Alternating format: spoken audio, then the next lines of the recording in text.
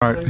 Well, it was good to have an opportunity to get back on the floor and get that bitter taste of a tough loss to Texas at Fort Bliss. And I thought we came out and we made some shots early on, had good energy, and then of course UC Davis is a team that's got some veteran players. Had the player of the year on the little guard shorts. He's really good, and they just scrapped and clawed. And of course, in the first half, the story of what took place in the first game was free throws. We make some free throws. Now you got a pretty decent cushion there. But it was a 7-point game at halftime, and I thought in the second half we came out and really established and made fatigue a factor in the game. We played some guys off the bench, and I thought defensively they were good. They didn't score as many early on, but it's all about wear and tear. And that's the difference in the game. Adrio, he was like a veteran player out there. I think it was his career high tonight. He's playing and got to the free throw line and made his free throws. Dan made free throws. It's amazing how you can go from one half to the next half. And we was 21 out of almost 80%, 21 out of 27 at the free throw line. And if you make those free throws, you're scoring like 90 points. And then there were a couple of turnovers that, we were trying to push the ball out in transition. We take care of the ball there. You got another probably 8 points there. So that's why I say we can score. We just got to stop shooting ourselves in the foot. But I thought our defensive effort was good. Yeah, Mike, Adrio has hit. I wrote down here. I think he's 9 out of 14 from the field in these two games. A lot of jumpers. He even hit it. What do you think when he hit that three? That's the first career three he's ever hit. And what do you think? Why do you think he's improved his shooting, at least in these first two games? It's his time, and I really believe he's put time in the gym, and now it's paying off. Now he's actually getting those minutes. He knows he's got an opportunity to play as long as he continues to play defense. But he's worked on it, and I think when a guy plays with the freedom and the instincts, and he works on it, he's been wanting to make a three for the longest. I'm gonna tell you that, and so it's good to see one of them go in. But I was even more proud of him, rebounding. He had 4 rebounds. He touched a lot of basketball. I think at halftime we always chart deflections, and I think we had anywhere, I think it was like 27 deflections, and he was involved in a lot of those. So, but just confidence. I think Bob is more than anything else. He's worked on it, and he's playing with a lot of confidence, and people are putting so much attention on Daniel, and we saw that tonight.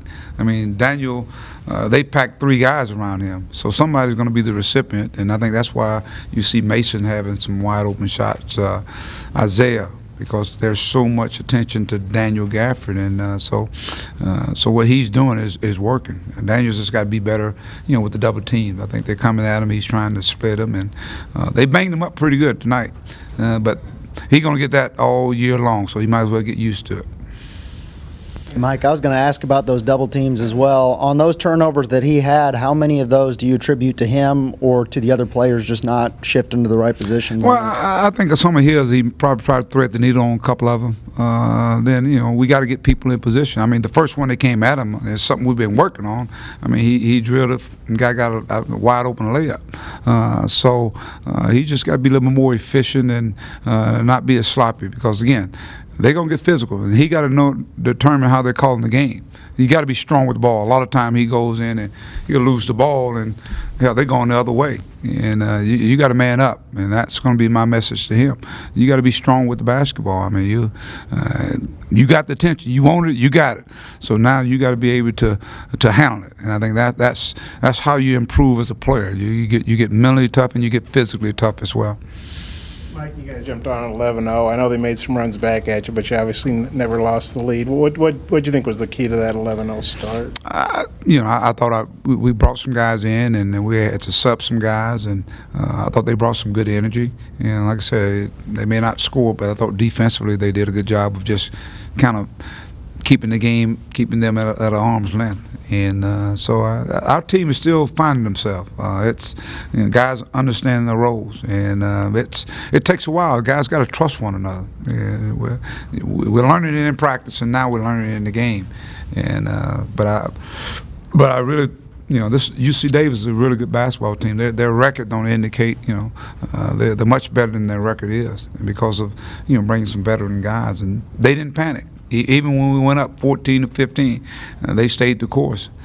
But over the course of a game, it's a wear and tear effect, and I think that's why you see the game end like it did. We held them to 58 points. That's pretty good defense. That's pretty good defense. Concerned about rebounding at all? I guess they out-rebounded you by 5. Obviously it is a concern. I think when you look at, some of the rebounds they got, I think in one possession they got like 3 or 4 rebounds on the offensive board. They were missing shots, and so there was a lot of possessions that they got there. We've got to get better, especially when you talk about the teams we're getting ready to face. So we got to proud to see Mason get out there and get 8 rebounds. When your guards start rebounding, that makes a big difference. Isaiah had 5, so we got to continue to encourage our guys. Gabe Usaboy. He's a guy that, when you look at it, he maybe didn't score offensively, but I thought he had an impact on his game. I'm going to give him 3 charges. The last one, they didn't give him to him, but and he got 5 rebounds. So, again, we just continue to develop that bench. We get more and more guys that are giving us off that bench. I think that's going to be a big key. Mason is not what you'd call an old guy since he's just a sophomore, but how do you think that year in junior college maybe helped him get more prepared than the youngsters who are here? Gave him a little more season. I think he played at a high competition level, at Connors over there, and I thought that gave him a little more preparation, for this level. And he's had his moments. I mean, you think about it even in the game against Texas. But I think he's finding his niche and finding how he fits in with his basketball team. And he's come out each and every game, man, and got us going by knocking shots down, and he's capable of doing that. So the transition for him probably is not as difficult as it is for the young guys. Mike, after Friday night, you talked about wanting to see more from your bench after your starters played some extended minutes against Texas. How would you assess their play the first 2 games? I thought tonight they were much better than they were the other night. I thought defensively they were really good in the Texas game. I thought those guys came in and gave us some energy. And if you notice, they played much more tonight. And I thought that allowed the Jalen Harris to rest, Isaiah to rest, Mason to rest, and even Daniel and Adriel. I thought Adriel was refreshed tonight. He was fresh. I mean, you look at his minutes; they are efficient minutes, and that's what I'm looking for. I'm looking for guys to give me efficient minutes, and I think it's just a matter of time before those guys, start scoring. I thought defensively they were really good for us. They just got to get back in terms of the scoring and getting used to playing with one another. Mike, just what do you think of Mason's game overall? I mean, he scored, he got rebounds, he got played pretty good defense. It looked like. Just what do you think of his overall game? One of the things that Mason is capable of scoring, but it was good to see him get the rebounding. I thought he played a good overall game. He even shut. He kind of cut down on the turnovers that he had the other night. He had, I think, 4 in the last game, and it's something I've been, really addressing with our guys. We got to clean it up. So I thought he played some quality minutes for us tonight. Hey, Mike, knowing how good you guys were behind the arc last year, seeing how people are handling Daniel Gafford this year, do you think that's going to open up the three-point shooting even more maybe this year? I really do. I think it's going to allow guys to have an opportunity because they're paying a lot of attention to Daniel. And so guys got to be ready to knock it down. And we got some guys that are capable of knocking some shots down. But they're paying a whole lot of attention to him. But Daniel's got to keep working. We got to move him around. I mean, he can't just be around in the paint. We got a lot of guys that can attack the basket, so we get that floor spaced out and maybe get him involved in some screening roles. And he's going to be the centerpiece, in terms of what we're trying to do. But at the same time, we saw tonight, we had 2 20-point scores, and it wasn't Daniel. How about that? Reggie Chaney, back-to-back games, limited minutes maybe because of fouls, but good production, rebounding, and you can tell he's going to be able to produce in other areas. Is it a matter of just the speed of the game or him adjusting? He's got some player control fouls. What's causing him to pick up these fouls? I believe Reggie's just thinking too much. I think he just got to get the plan. I think this week of practice is going to be good for him, and I think we've seen what he's capable of doing in practice each and every day. And I think one of the exhibition games he had a double-double. So he's very capable of it. Just got to get the thinking out of it. That's all. I mean, he's going to be important. Like I said, come out, but he's going to be really, really important. So, again, just it's got to become instinctive. It's got to be second nature to it. And we see more and more guys. I think Keyshawn is starting to get a feel for it. I think we've seen Dez. Dez has periods of it. So, but with young guys, they're always tied to offense. That's the tough part. They tied to offense, and so I got to make sure and encourage them.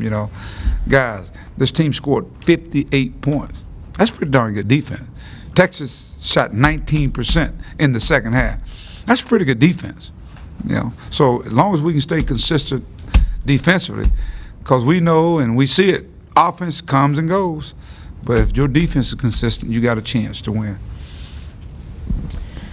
Hey, Mike, you mentioned that taking care of the ball was a really important factor after that Texas game. How would you evaluate how the turnover margin? I think, with the exception of Daniel being really sloppy with it, I think for the most part, I can live with when you play so many guys, you're gonna have probably 10 to 12 turnovers. That's something we really value, and so we just got to continue to clean it up. And I think Daniel's got to clean it up. That's 6 in this game, 6 in the last game. So people are gonna keep coming at him.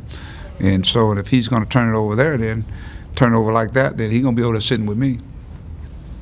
Mike, Jalen, is 1 for 6 from the field, but he has 4 assists, no turnovers, pretty clean floor game.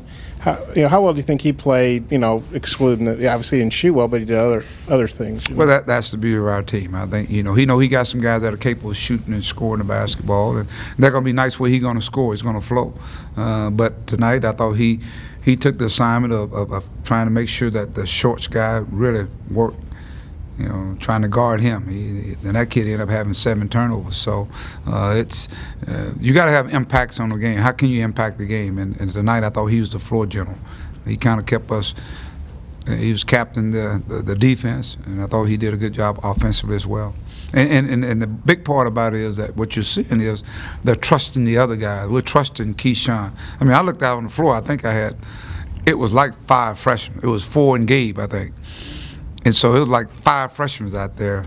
And then I think it kind of got off kilter for a while, and then we had to put a more experienced guys. So that's, you can see, I'm still trying to find those guys, to find a rhythm, because there are going to be times where they're going to be out there together. And if you can get them to really performing right now, they're going to only get better throughout the season.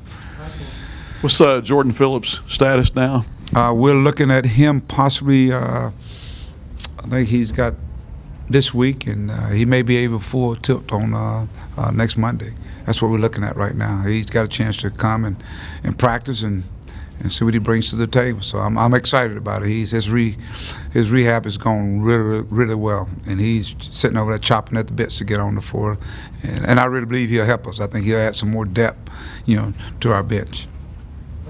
Okay, thank you guys.